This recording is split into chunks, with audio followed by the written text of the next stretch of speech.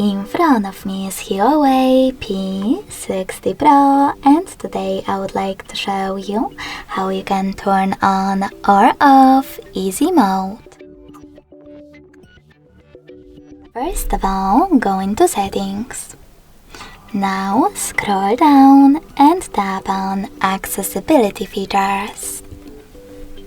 Then select senior mode at the top and click on this switcher in order to activate it. After that, adjust all of those options, like display magnification,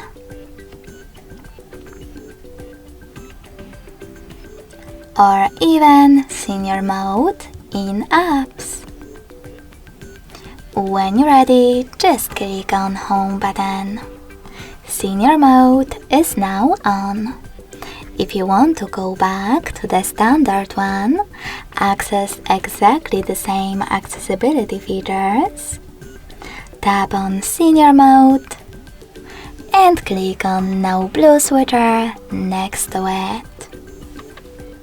Thanks so much for watching. If you enjoyed this video, smash that like button, comment and subscribe.